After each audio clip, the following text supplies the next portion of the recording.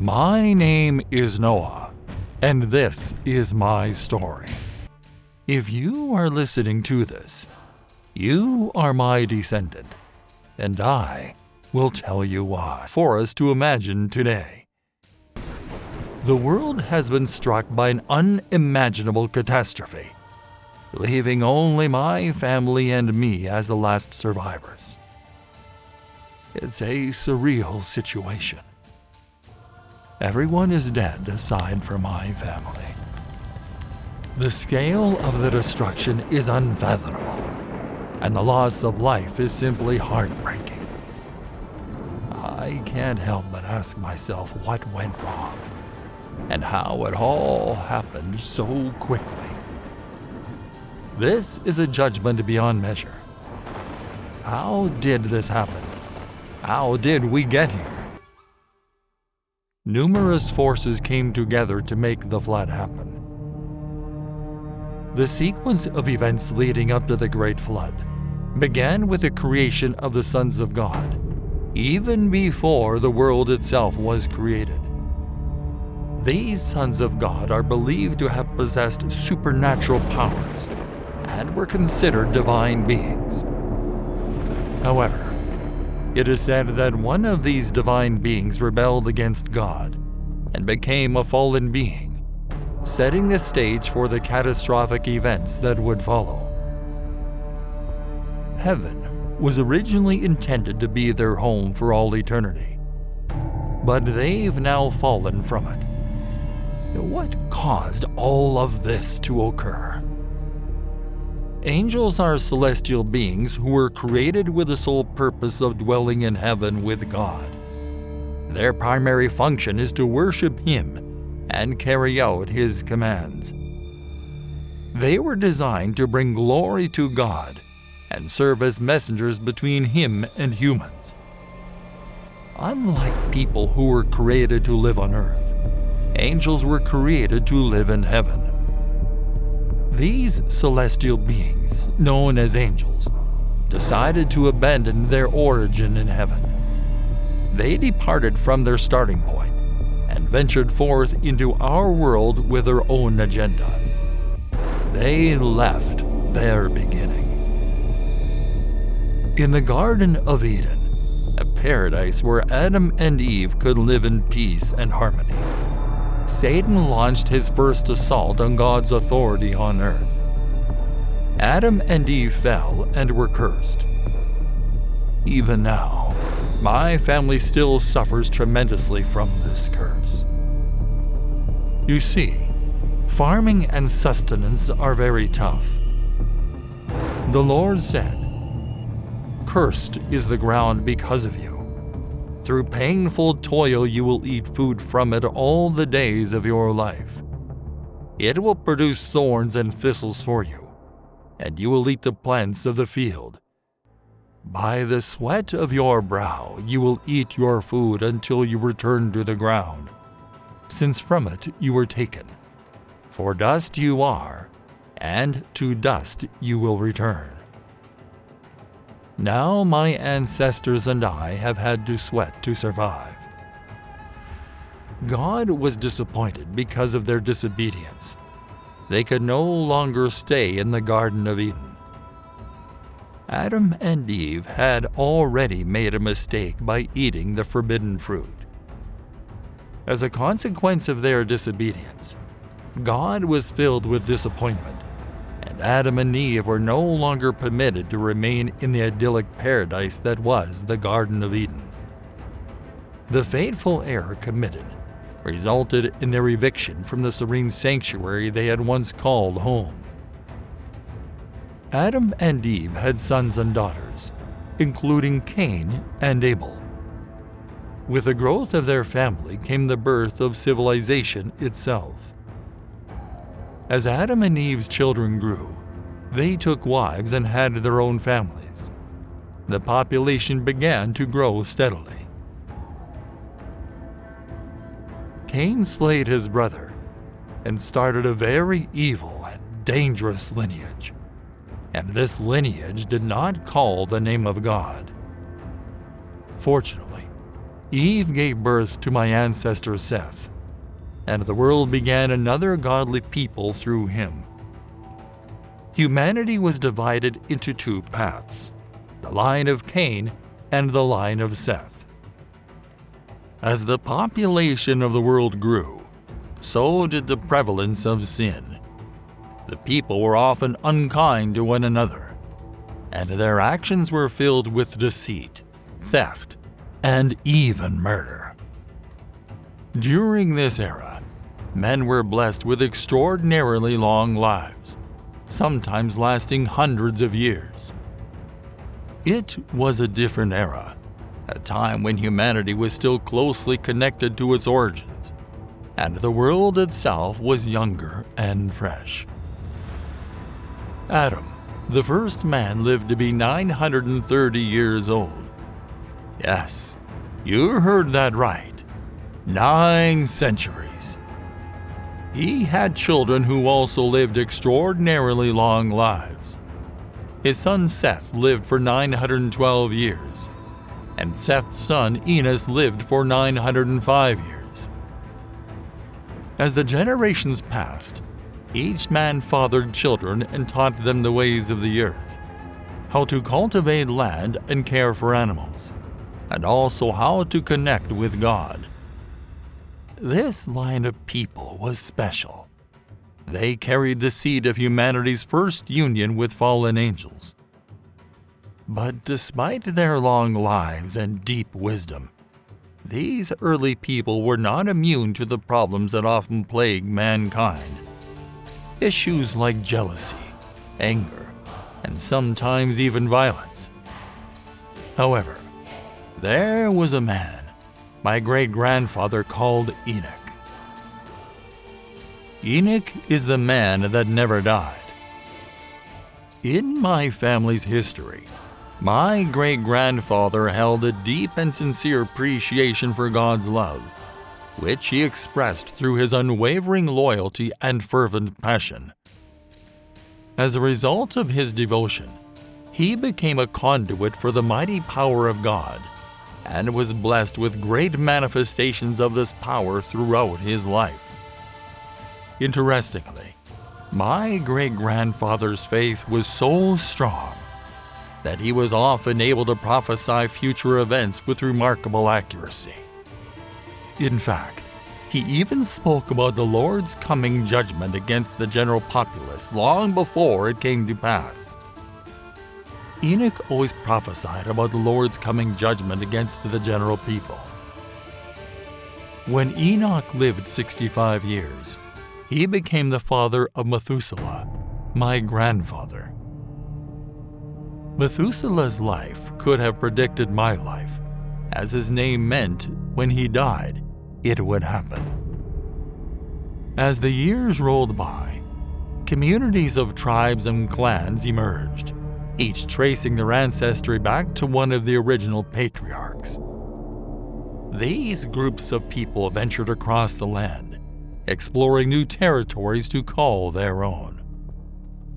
As the number of people increased, so did their needs and aspirations.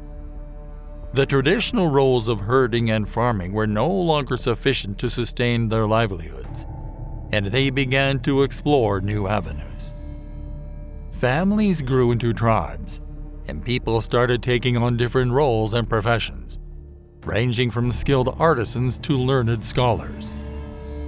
These changes marked the first steps towards the evolution of civilization, as people began to organize themselves into complex social structures, with each person contributing their unique skills and abilities to the community. Now here we are, 10 generations from Adam. Life continues to present its challenges, as the ground remains severely hardened after the curse of Adam. The men of our time find it increasingly difficult to procure sustenance and provide for their families. My father Lamech lived for 182 years and had me. He named me Noah, saying that I was to bring comfort and relief to our people who toil and labor painfully due to the cursed ground. This is who I am. I was born for the purpose of bringing relief. The world is an evil place. The Nephilim have invaded the world. Now, insert into this chaotic world an unusual development. The Nephilim were special and not like regular people. They were strong and larger than life, but they made the world's problems even worse. They were admired, feared, and even worshipped, pulling people further away from the true God who had created them. Their might made them objects of fascination, but they were part of a world spiraling further into chaos and sin. Evil legions began to infiltrate humanity. When human beings began to increase in number on the earth, and daughters were born to them, the sons of God saw that the daughters of humans were beautiful, and they married any of them they chose. Who were the sons of God? Like I said, these were fallen angels. These fallen angels descended on earth and gave birth to the Nephilim, or giants. The fallen. These beings corrupted the whole world.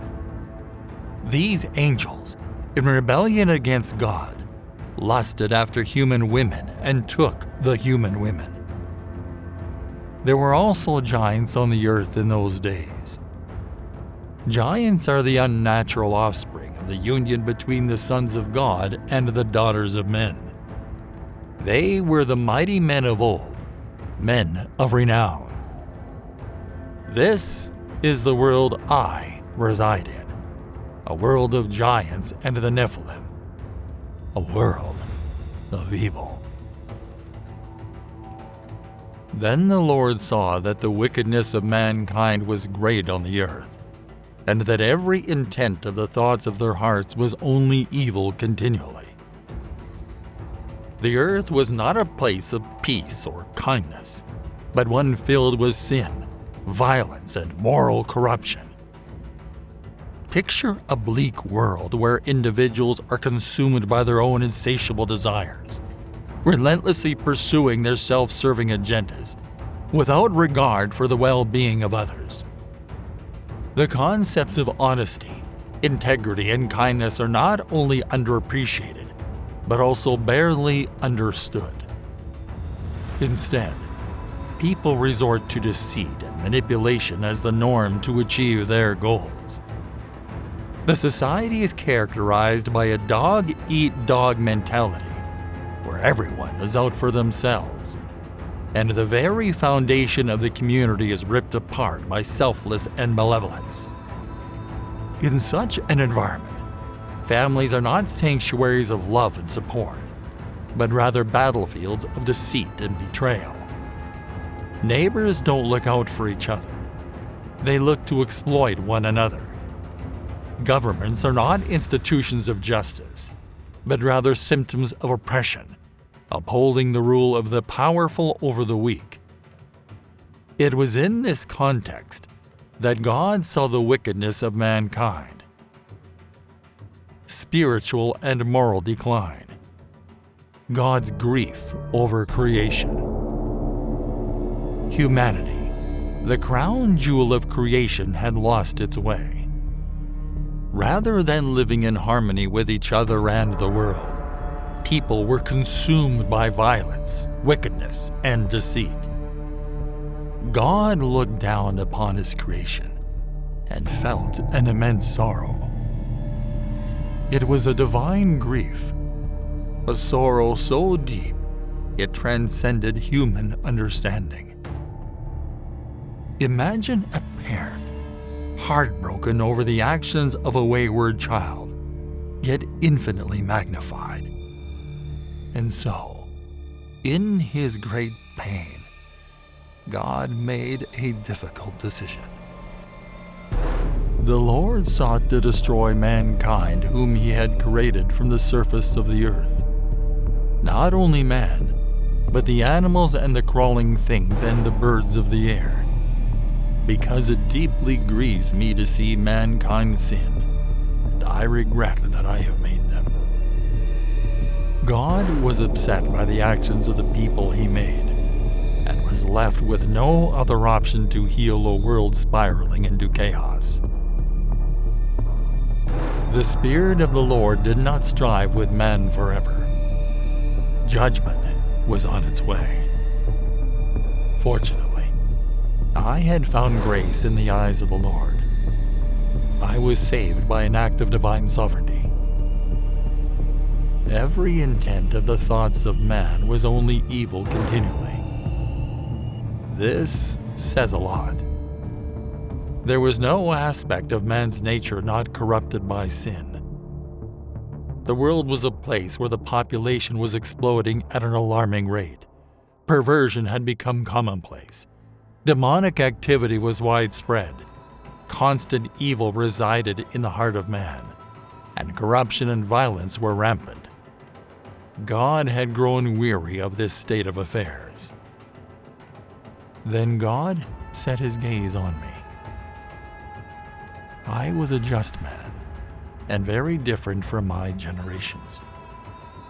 I had a close relationship with God and walked in his ways. Unlike many others of my time, I remained untainted by the corruption and wickedness that plagued the world. My family and I did not engage in sinful unions with the fallen angels. While I certainly cannot claim to be perfect like God, I made a sincere effort to follow his commands and live according to his will. My family and I followed the ways of the Lord. My family consisted of 3 sons, Shem, Ham, and Japheth. I obeyed God's commands as best as I could and understand them then.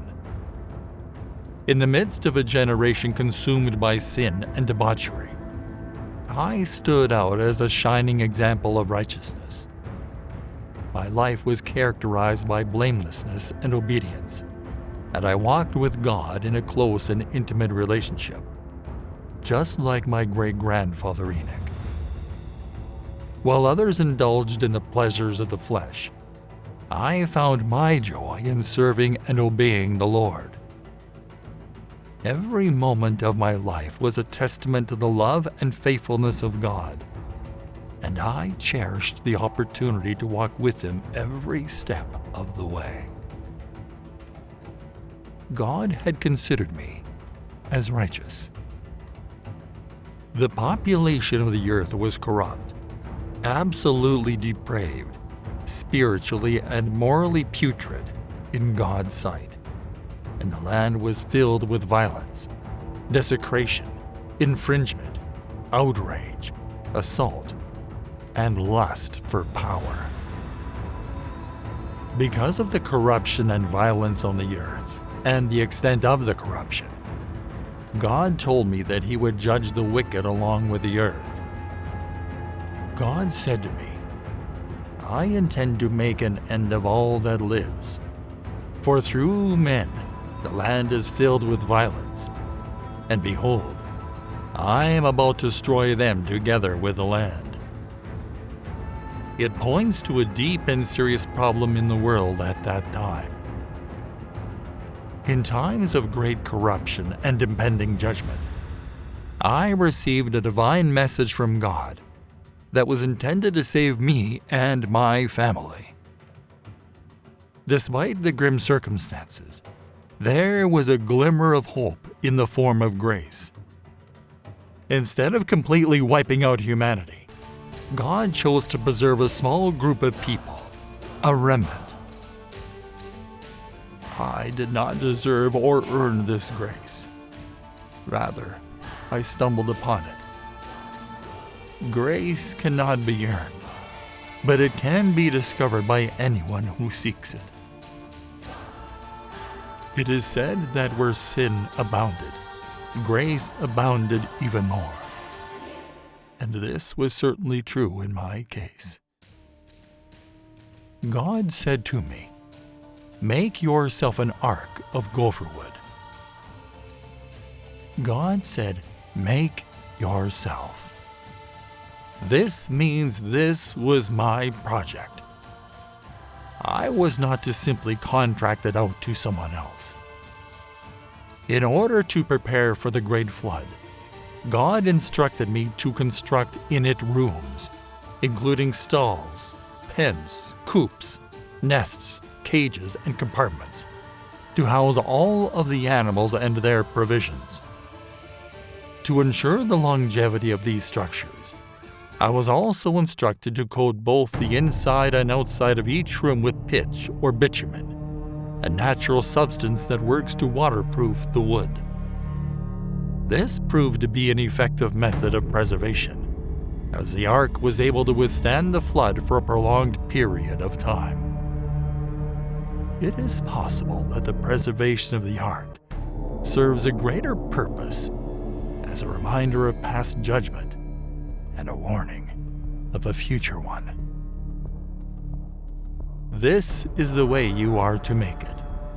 The length of the ark shall be 300 cubits, its width 50 cubits, and its height 30 cubits, 450 feet by 75 feet by 45 feet.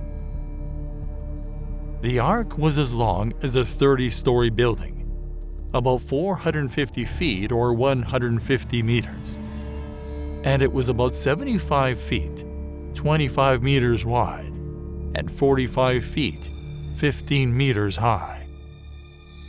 What is described is not really a boat, but a well-ventilated barge meant only to float and not to sail anywhere.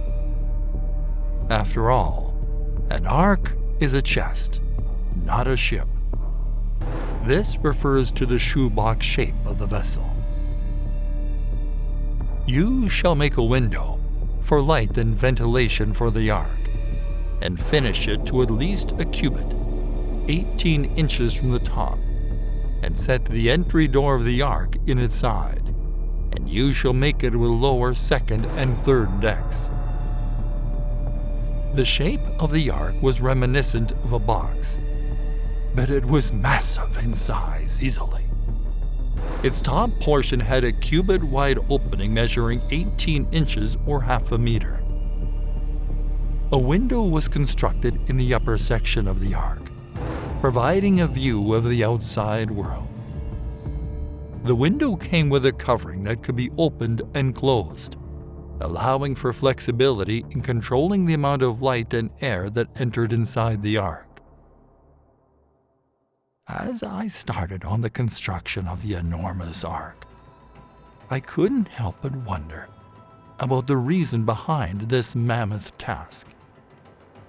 God had simply instructed me to build the barge, and that he would soon bring judgment on the earth. However, at that point in time, I had no idea what that meant. I couldn't fathom the purpose of this colossal vessel. All I knew was that I had to trust in God's plan and follow his instructions. In the past, I received a divine message from the Lord, and it said, "You shall make it."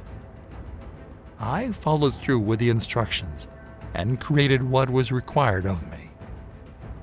Afterward, the Lord shared with me the details of his plans.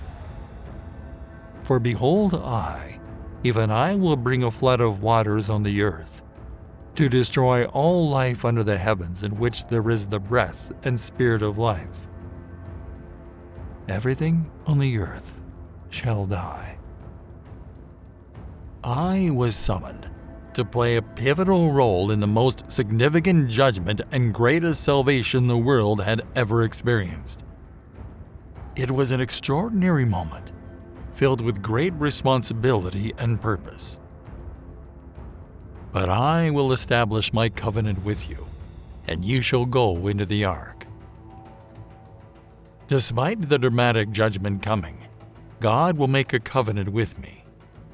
God will also use me to save a remnant of each animal, so the earth can be populated with people and animals after the flood. God then said Everything that is on the land shall die, but I will establish my covenant, solemn promise, formal agreement with you, and you shall come into the ark, you and your 3 sons and your wife and your sons' wives with you. And of every living thing found on land, you shall bring 2 of every kind into the ark, to keep them alive with you. They shall be male and female. Of fowls and birds according to their kind, of animals according to their kind, of every crawling thing of the ground according to its kind, 2 of every kind shall come to you to keep them alive. Also, take with you every kind of food that is edible, and you shall collect and store it, and it shall be food for you and for them. God also commanded me to take all the food I could. There was a lot of food for me and all the animals. This would be the home of around 35,000 pairs of animals.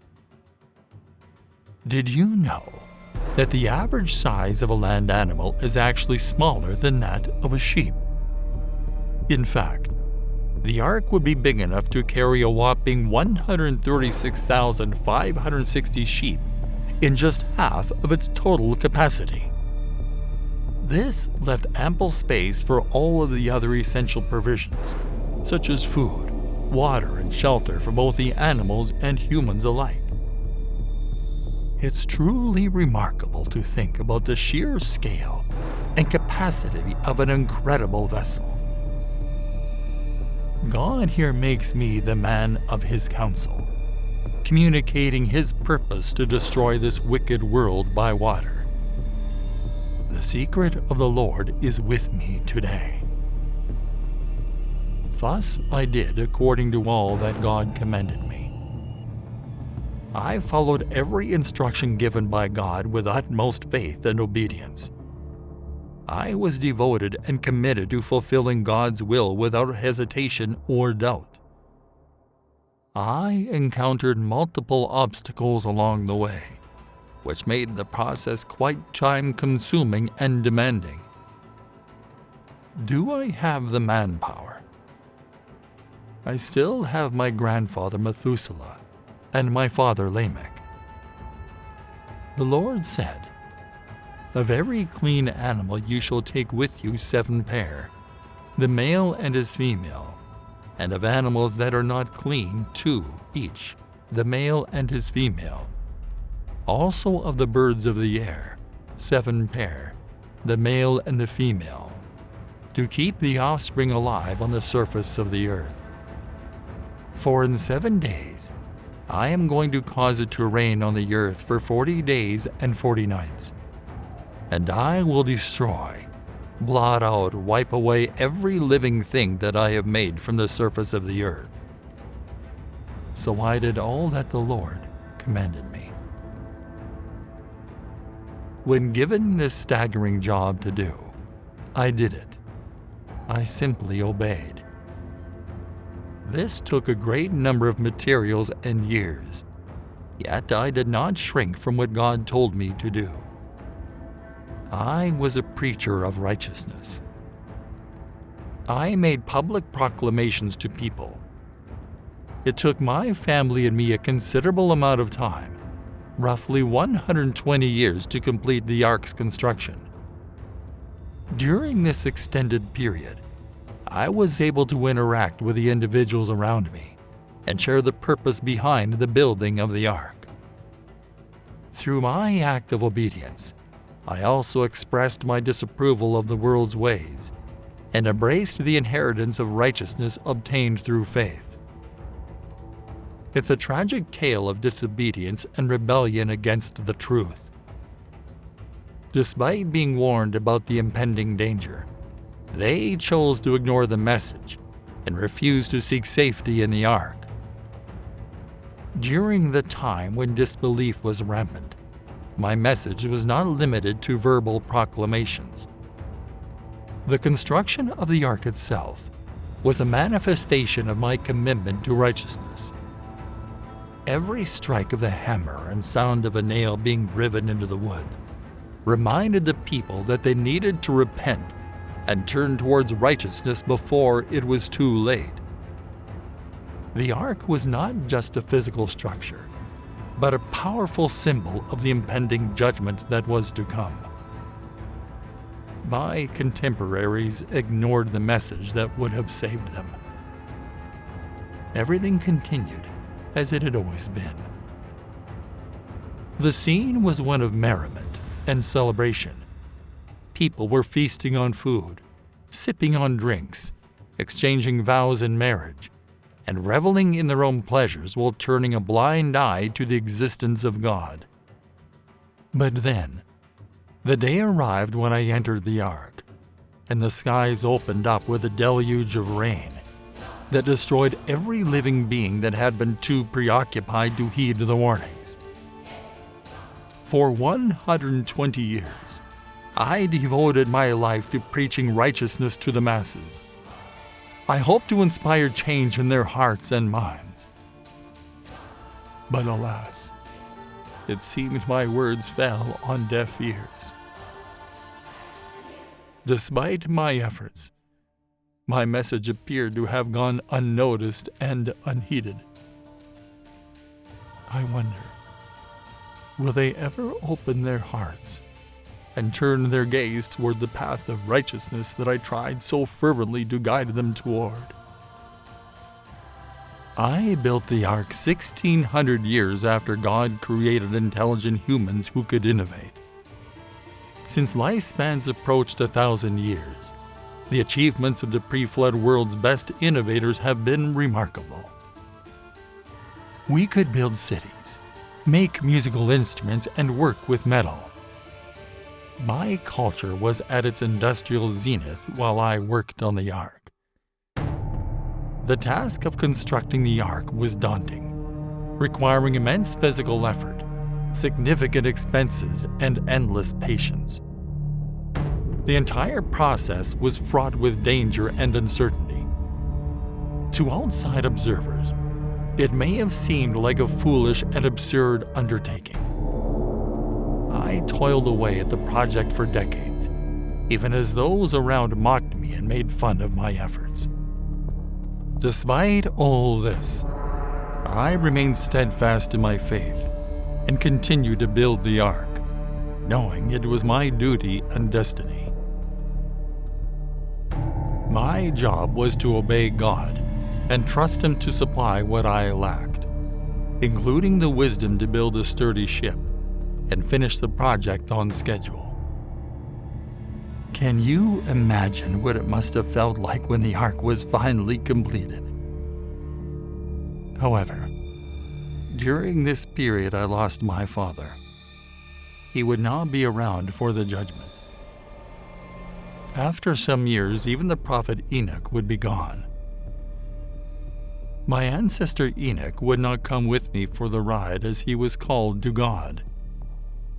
His words should have been taken seriously, as he was taken from this life, so that he did not experience death. He could not be found because God had taken him away. My ancestors are gone. They will not face this cataclysmic event that I would face. Then, the very day arrived, the day that ended all. My generation would be reduced to me. Most from my generation would end today. All those I grew up with will meet their fate today. Then the Lord said to me, "Come into the ark, you with all your household, for you alone I have seen as righteous, doing what is right before me in this generation." The idea is that God was in the ark and would be with me in the ark, so He called me to come into the ark with Him. The Lord did not say to me, "Go into the ark," but "Come," plainly implying that God was Himself in the ark, waiting to receive me and my family into the big ship that was to be their place of refuge, while all the other people on the face of the earth were drowned. It was a once-in-a-lifetime moment. One that I would never forget. As I stood inside the ark, surrounded by the animals and the presence of God, the only people with me were my own family. Do you know what it feels like to lose all those you knew from childhood? I tried my best. I warned them for a long time. I would lose every single person that was not my close family. Today, everybody will be judged. The air was filled with the sounds of thousands of creatures, each one making its unique noise. After all those years of hard work, we had finally finished. In some animals, God has created a migratory instinct which can operate in an amazing manner. This was the largest and most complete menagerie that was ever gathered together. It was not collected by human skill. Divine power alone could have accomplished such a task as that. 2 by 2 they went into the ark. God never has a problem getting the animals to do what He wants. This was a very unique moment. My father was no longer here to witness this. He had died just 5 years earlier. Maybe God waited for Enoch, Methuselah, and Lamech to die before the flood came. Now I am here without these men of faith. God even said that He had seen that I was righteous. I spent the years before the flood in active obedience. Not only did I believe that God would send the flood, but I obeyed what God told me to do in preparation for it.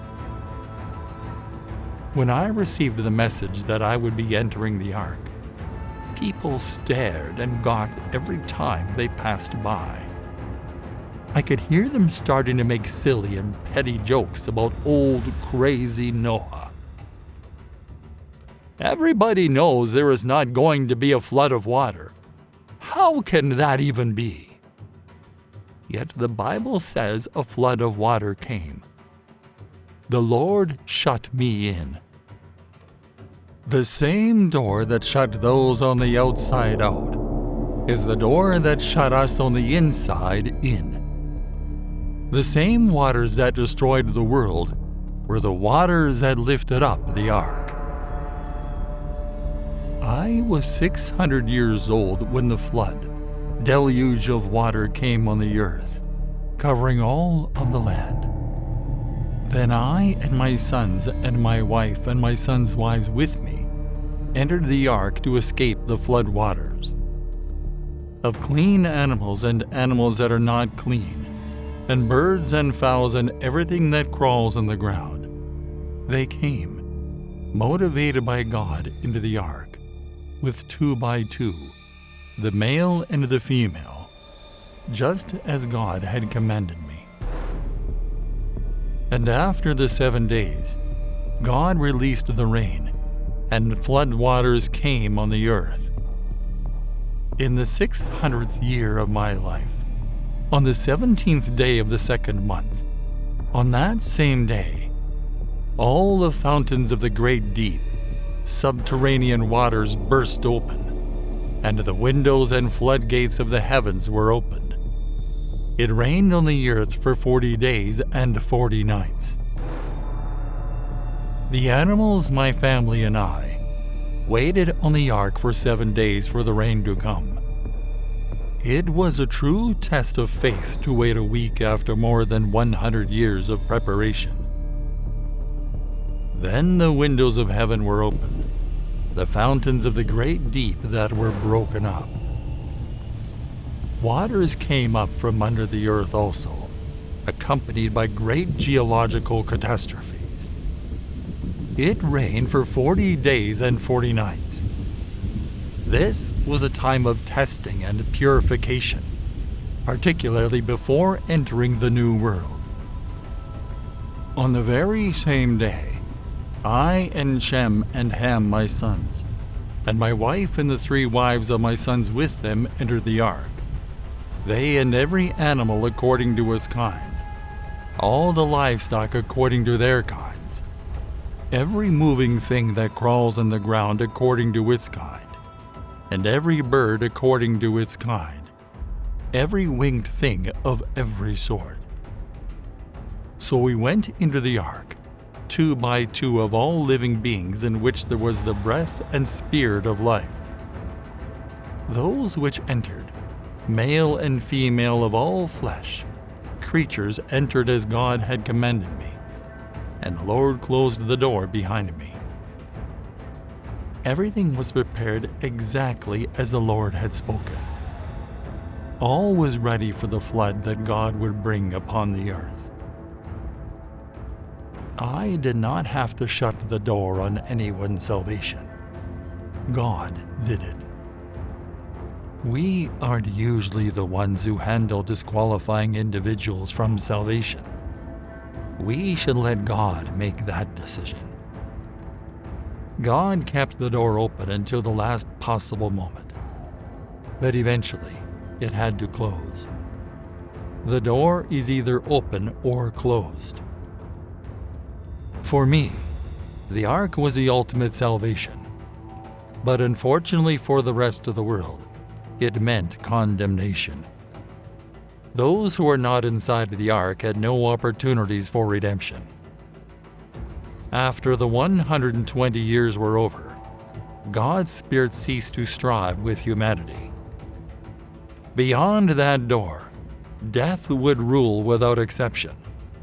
Yet, there would be absolute tranquility within it. The flood, the great downpour of rain, was 40 days and nights on the earth, and the waters increased and lifted up the ark, and it floated high above the land. The waters became mighty and increased greatly on the earth, and the ark floated on the surface of the waters. The waters prevailed so greatly and were so mighty and overwhelming on the earth, so that all the high mountains everywhere under the heavens were covered. In fact, the waters became 15 cubits higher than the highest ground, and the mountains were covered. All living beings that moved on the earth perished, birds and cattle, domestic animals, wild animals, all things that swarm and crawl on the earth, and all mankind. Everything on the dry land, all in whose nostrils was the breath and spirit of life, died. God destroyed, blotted out, wiped away every living thing that was on the surface of the earth, man and animals and the crawling things, and the birds of the heavens were destroyed from the land. Only me and those who were with me in the ark remained alive. This was a global flood. It's hard to fathom how much rain fell as the mountains were completely covered. Despite the doubts and disbelief of many, God proved his faithfulness and fulfilled his promise after 120 years. The flood lasted 150 days without receding. Safe in the ark. During the catastrophe and judgment, my family and I were safe as we were shut in and sheltered from the storm and flood. God then focuses his attention on me again.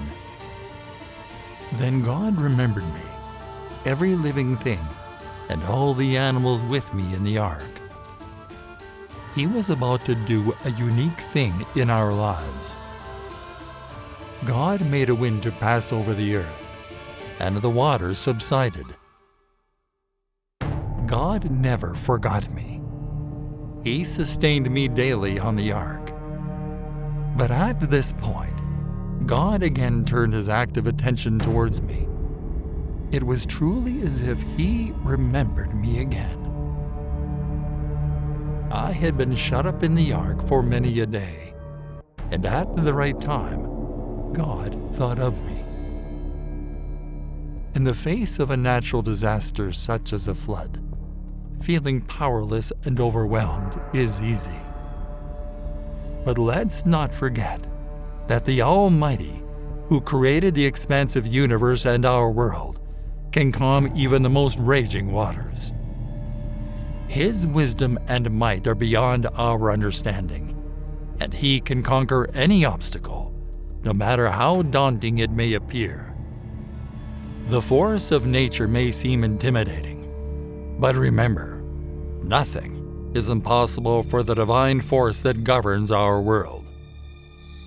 As the flood waters recede, the ark rests on Mount Ararat. Picture this: a majestic mountain range, its northern and eastern slopes reaching up from the vast plain of the Aras River, soaring to a staggering 3,300 feet, 1,000 meters above sea level. To the southwest, the slopes rise from a breathtaking plain, standing at a dizzying 5,000 feet, 1,500 meters above sea level. With a diameter of approximately 25 miles, 40 kilometers, the Ararat Massif is a true wonder of nature, sure to leave you in awe of its sheer beauty and grandeur. Ararat, the very cradle of humanity, our own garden. The heavens roared with thunder as the fountains of the deep erupted, unleashing a deluge of water upon the earth. The rain beat down relentlessly for 150 endless days, threatening to submerge all life. But then, miraculously, the waters began to recede, slowly revealing the long-lost contours of the world. Finally, on the 17th day of the 7th month, the ark came to rest on the majestic mountains of Ararat, a symbol of hope amidst the desolation. As the days passed, the waters continued to recede, until at last, on the first day of the 10th month, the stunning sight of mountain peaks emerged in the distance, signaling the return of life to the earth. The relentless rain pouring had finally ceased, but the power behind it was still evident. It was none other than God's divine control that decided when the rain and other waters would flow, and when they would stop. Mount Ararat was not an ideal location to disembark from the ark. Leaving the ark on a high altitude and mountainous terrain made it a challenging departure for all of us of the ark. However, if God intended to place the ark in that specific location, it was the perfect place to leave it. The animals would be able to go any direction from here.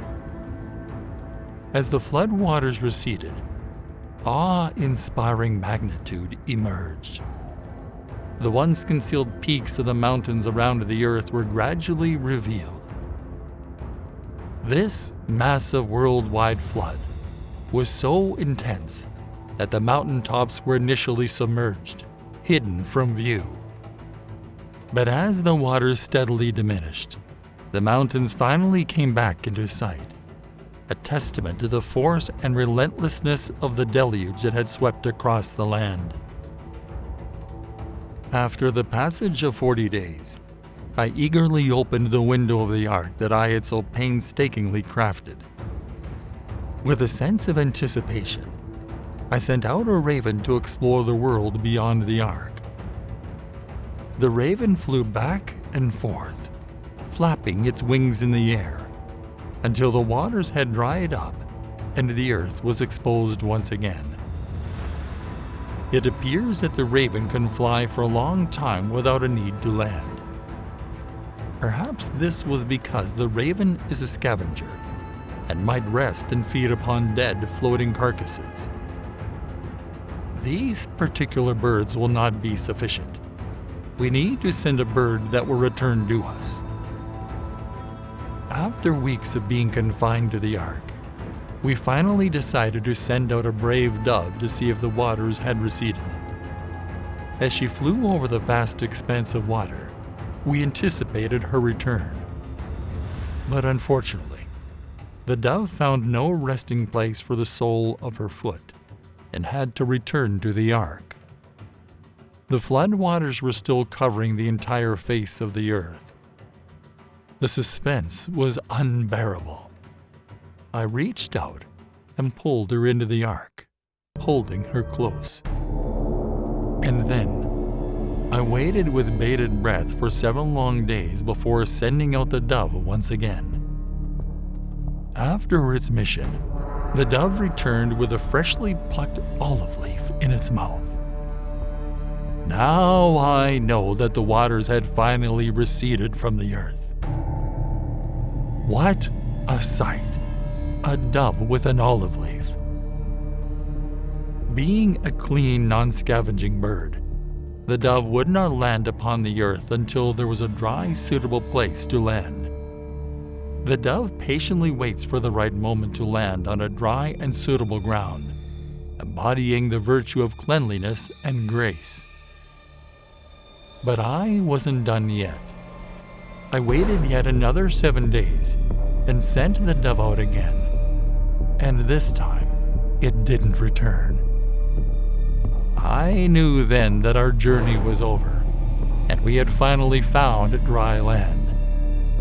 For the dove to not return means it has begun its life on earth again. There you have it. The raven and the dove were the first to start their new lives on the new earth. A lot must have changed. Very soon the other animals will also start their new lives. God instructed me to enter the ark at a specific time, but I was not informed of the time when I should exit. It was necessary for me to know when to enter, and God made sure I knew that. However, it was not important for me to know when to come out, and so God did not reveal that to me. He always lets his people know what is practically good for them. And it came to pass in the 601st year, in the first month, the first day of the month, that the waters were dried up from the earth, and I withdrew the covering of the ark and looked, and indeed, the surface of the ground was dry.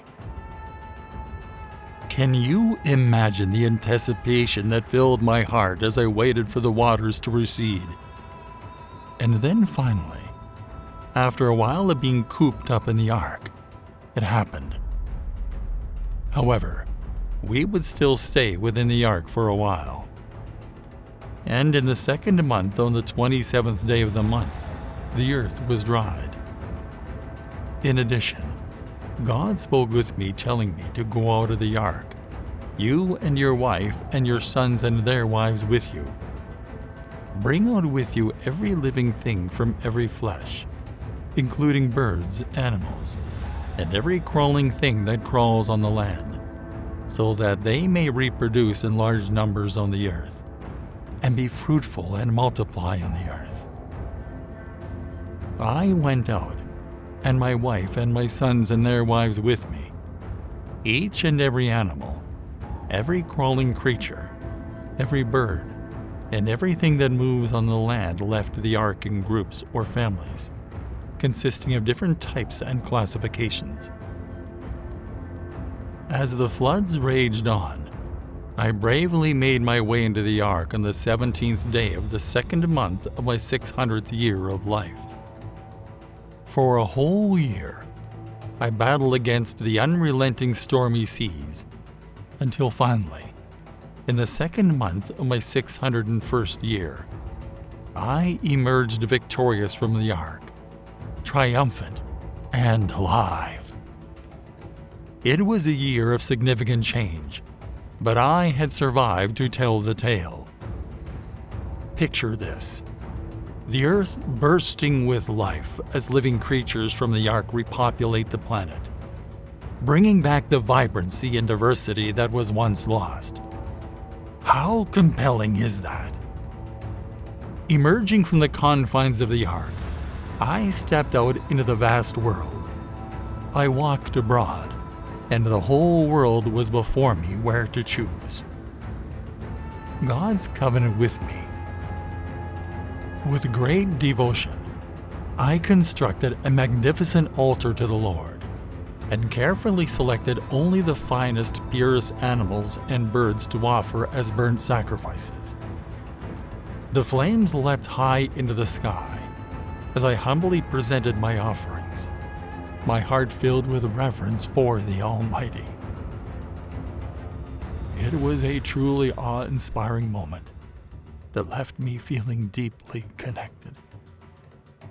The ultimate test of faith, a true sacrifice, was about to be made. With only 7 of each animal on the ark, the stakes were high. Yet I knew what had to be done. I risked extinction by offering some of these animals, but I did it anyway. Why?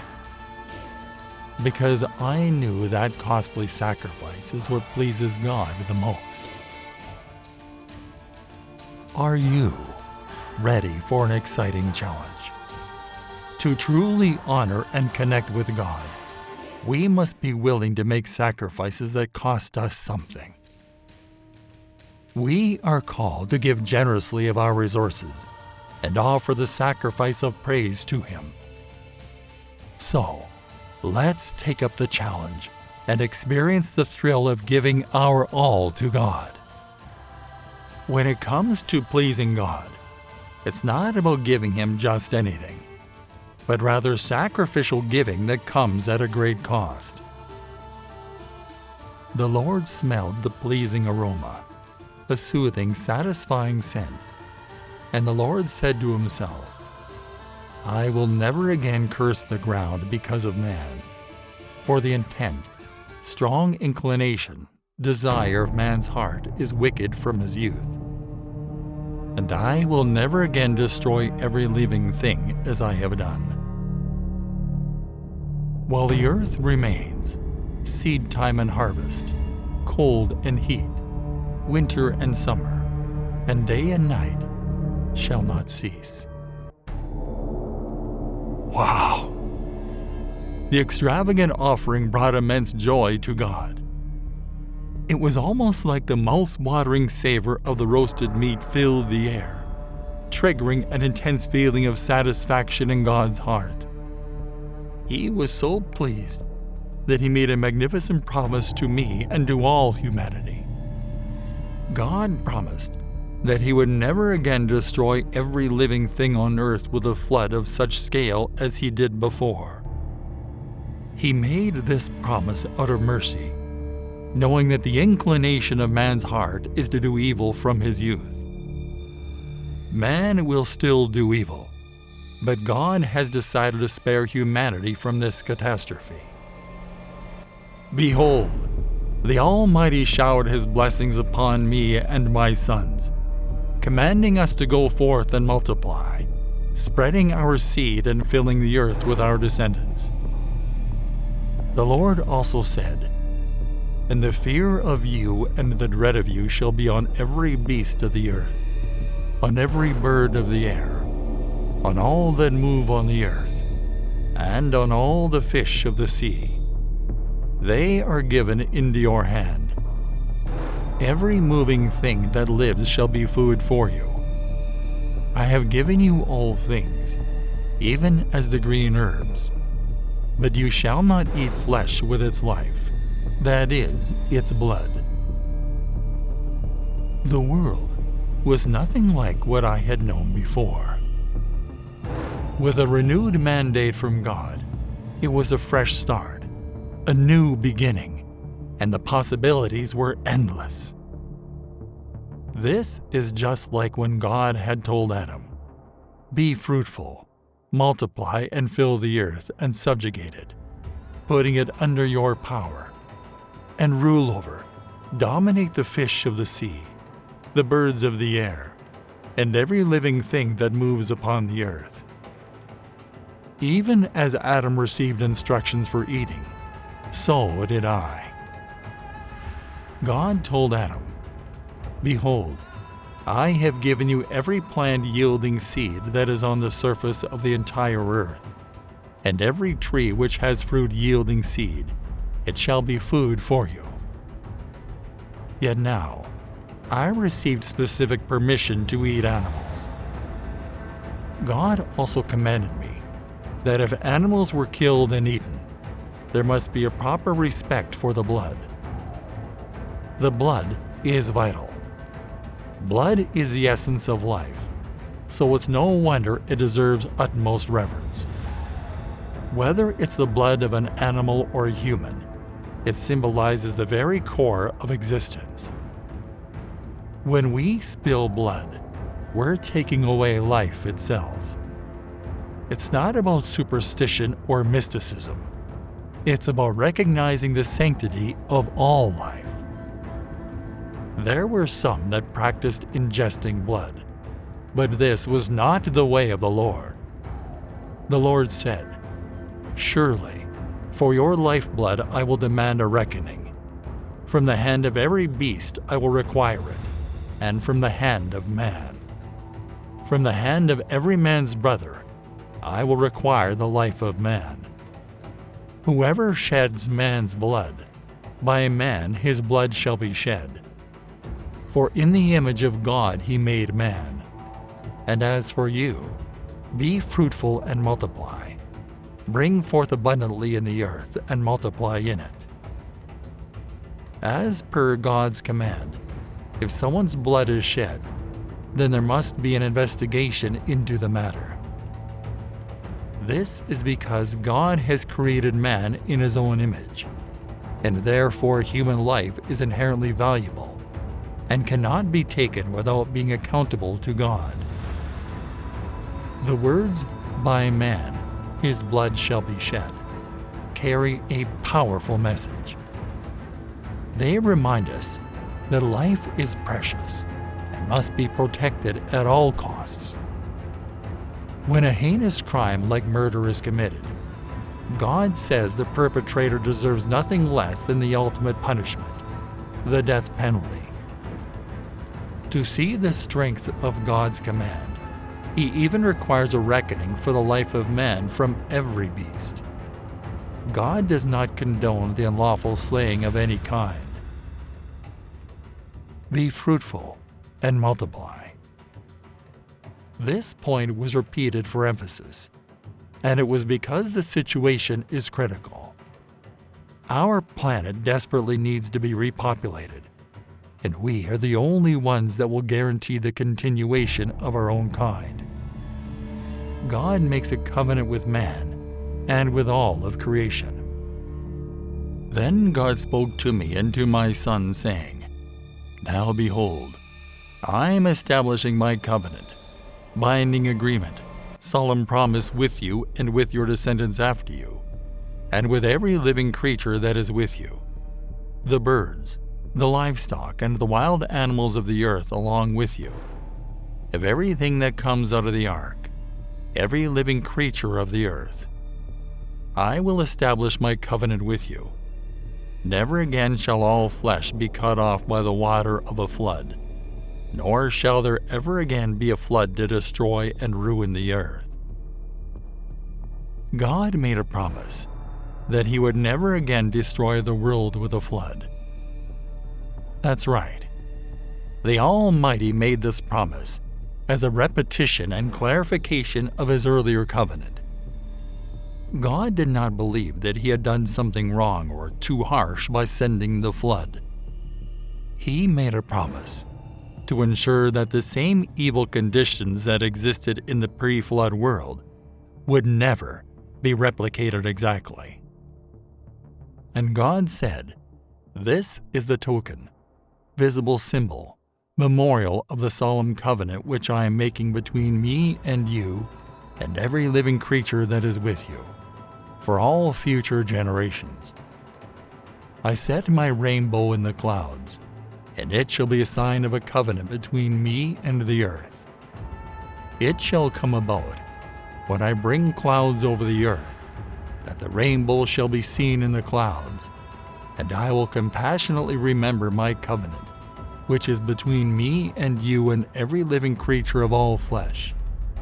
And never again will the water become a flood to destroy all flesh. When the rainbow is in the clouds and I look at it, I will solemnly remember the everlasting covenant between God and every living creature of all flesh that is on the earth. And God said to me, "This rainbow is a sign of the covenant, solemn pledge, binding agreement, which I have established between me and all living things on the earth."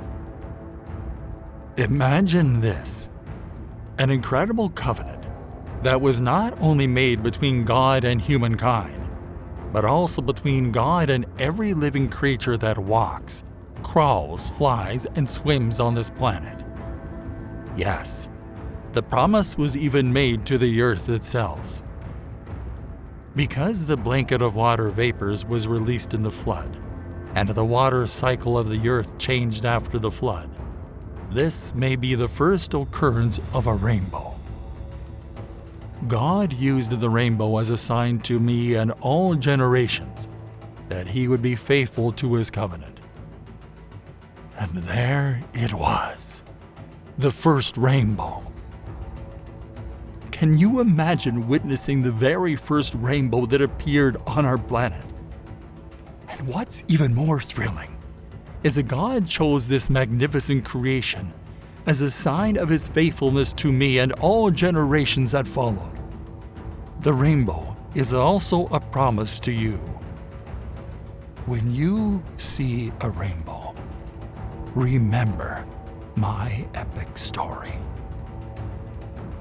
Whenever we catch a glimpse of a rainbow, it serves as a powerful reminder of God's unwavering faithfulness and the fulfillment of all his promises.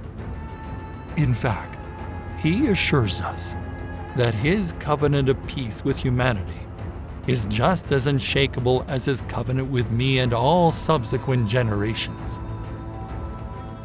All this came with its challenges. I no longer had any peers.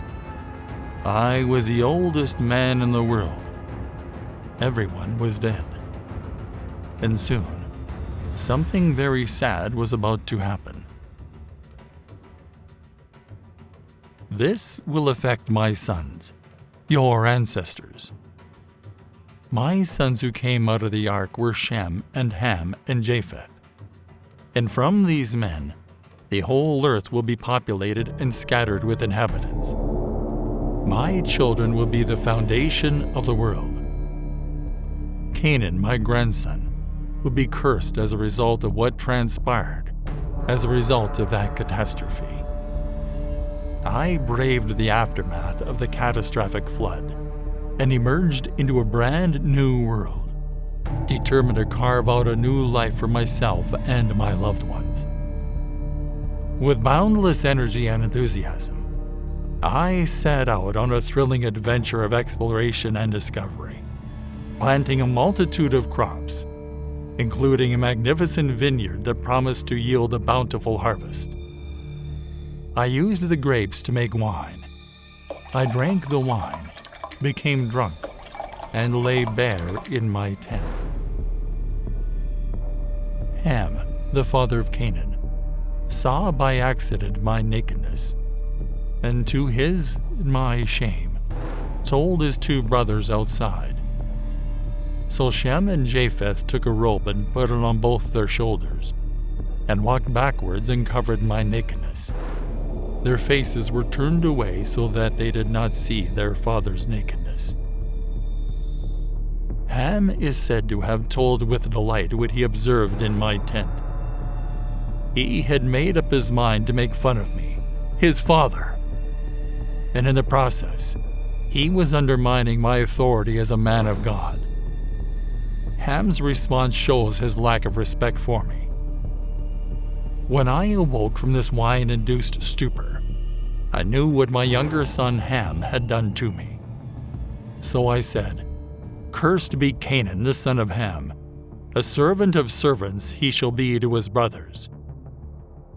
I also said, Blessed be the Lord, the God of Shem, and let Canaan be his servant. May God enlarge the land of Japheth, and let him dwell in the tents of Shem, and let Canaan be his servant. The judgment of this was quite severe. Canaan was going to live in servitude to Shem. However, this was not the end of evil in the world. After years of populating the earth, a man called Nimrod was born, and this changed everything that we understood. Nimrod was born into a new world, recently recreated by God, after his judgment had rendered the old world devoid of much human and animal life. Nimrod founded two of the most powerful empires in history. Nimrod's actions led many people away from God. First, what does the name Nimrod mean? It comes from the Hebrew verb marad, meaning rebel. At first, the new world was free from the evil that existed in the pre-Diluvian world. Unfortunately, this innocence did not last very long. Nimrod was my great-grandson through the line of Cush. The sons of Cush were Sheba, Havilah, Sabta, Raamah, and Sabteka. And the sons of Raamah were Sheba and Dedan. Now Cush fathered Nimrod. Nimrod was a skilled and ambitious leader who founded the infamous city of Babel and many others. He was also known for his great physical and mental strength. Men no longer trusted in God, but rather in their prowess and ability, an attitude to which Nimrod tried to convert the whole world. The Tower of Babel. After the destruction of the world by the flood, the next incident that affected God deeply was the building of the Tower of Babel. People wanted to build a tower that reached into God's sphere of heaven, effectively to challenge heaven. Now the whole earth spoke one language and used the same words, vocabulary. And as people journeyed eastward, they found a plain in the land of Shinar, and they settled there. They said to one another, "Come, let us make bricks and fire them thoroughly, in a kiln to harden and strengthen them." So they used brick for stone as building material, and they used tar, bitumen, asphalt for mortar. They said, "Come, let us build a city for ourselves, and a tower whose top will reach into the heavens, and let us make a famous name for ourselves, so that we will not be scattered into separate groups, and be dispersed over the surface of the entire earth, as the Lord instructed." Now the Lord came down to see the city and the tower which the sons of men had built. And the Lord said, "Behold, they are one unified people, and they all have the same language. This is only the beginning of what they will do in rebellion against me. And now, no evil thing they imagine they can do will be impossible for them. Come, let us go down, and there confuse and mix up their language, so that they will not understand one another's speech." So the Lord scattered them abroad from there over the surface of the entire earth, and they stopped building the city. Therefore the name of the city was Babel, because there the Lord confused the language of the entire earth. And from that place the Lord scattered and dispersed them over the surface of all the earth. The Tower of Babel offended God very profoundly. He said that if he let them continue, there was no telling where it would end. They could no longer understand each other. From then on, humanity split, scattering and speaking different languages. Nevertheless, despite his strength and grandeur, Nimrod's power ultimately proved insignificant, because God's power is greater than any human's and cannot be hindered.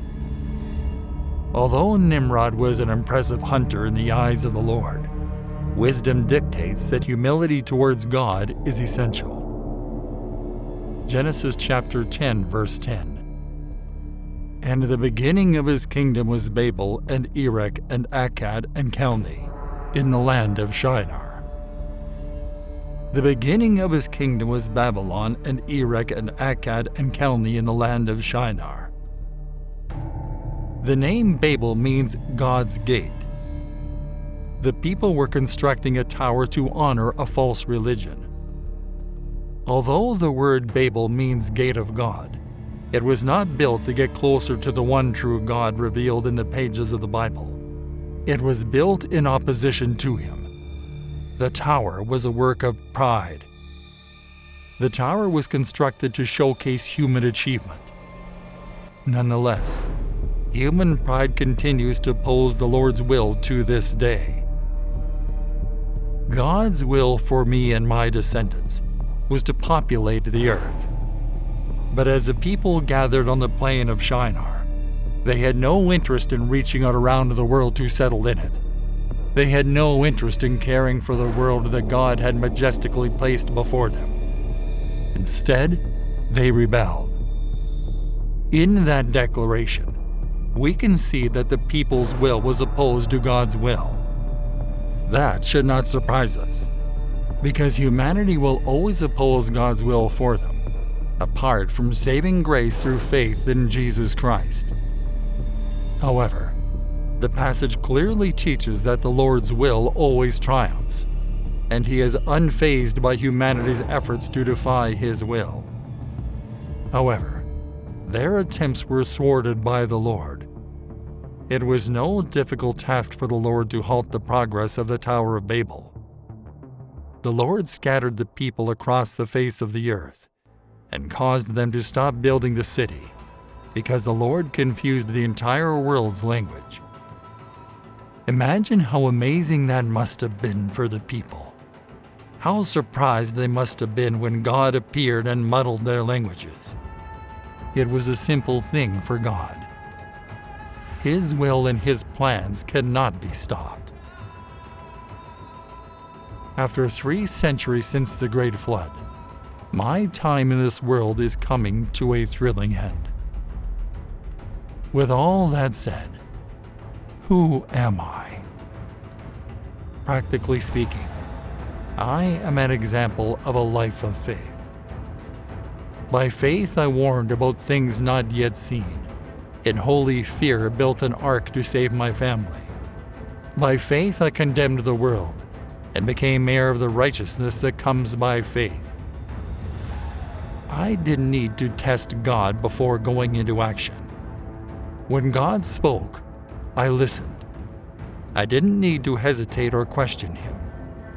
This was typical of my life. I was part of the godly line of Seth, of whom it was said, "At that time men began to call upon the name of the Lord."